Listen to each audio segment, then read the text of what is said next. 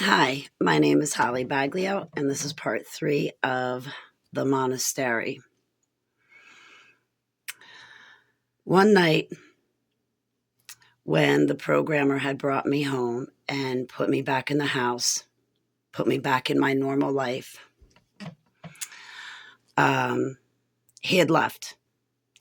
And I was in bed, tossing and turning, and I could not stop thinking about the other children who were still up at the monastery. I was so worried about what the adults did to them. So what I did was, in the middle of the night, one night, after the programmer or handler had brought me home, I walked up to the monastery myself. And the monastery was approximately 2 miles away from the house that I was raised in.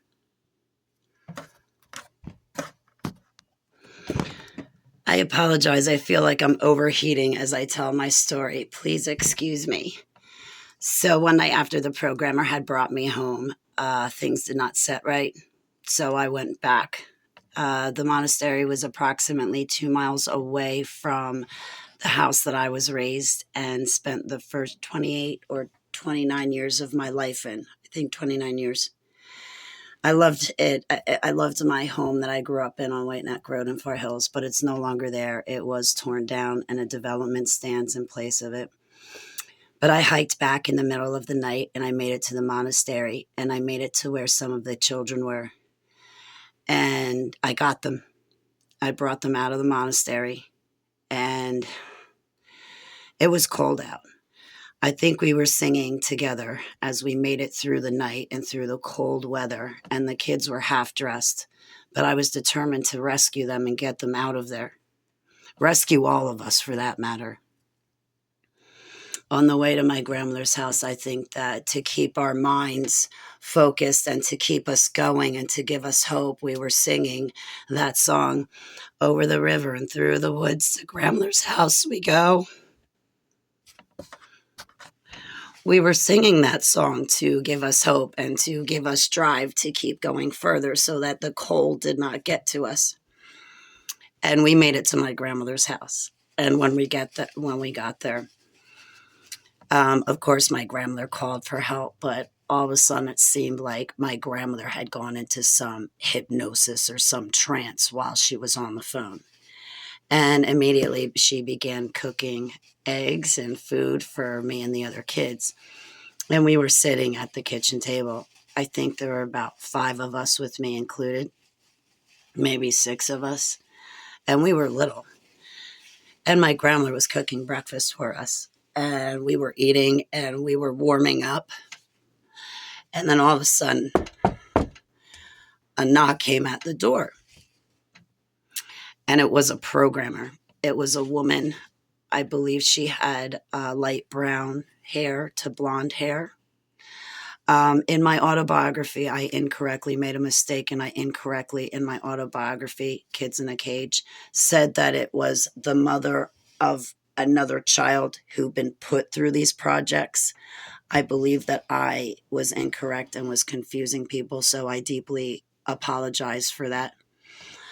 But anyway, the knock at the door that came was a programmer. And I reluctantly got up and walked over to the door as my grandmother still served food to the kids. And I opened the door to see that it was a programmer. She said, "Holly, you can never do that again." And then she called for the other kids to get up from the table. And she got them. She came into the kitchen and she got them up and got them from the table and then took them with her. And she turned around and she spoke to me again. And I cannot remember what she said, but she gave me a stern warning. And the way she looked at me, any other programmer would have beaten me to death, or at least beaten me within inches of my life. But this female programmer took pity on me. And I could see a little bit of compassion in her eyes. And where she was told to beat me, she made her own decision to refrain from it. And she took the kids with her. And that was it. But that was not the end of me being trafficked. That's just a memory, one of the memories I had from the monastery that was just a couple of miles down the street from the house I grew up. Far Hills is right next to Bernardsville, New Jersey, too. As I tell you these stories, I am going to tell you what the programmers and handlers programmed into me. I'm going to tell you the lie and delusion that they programmed into me to make me think, such as in part 2 when I said that male programmer by the name of Mike could have posed himself as being a date to get to my mother, but he was really in disguise. Or what it could have been was that programmer Mike approached me and told me that he knew my mother. And if I was good, he would get me presents.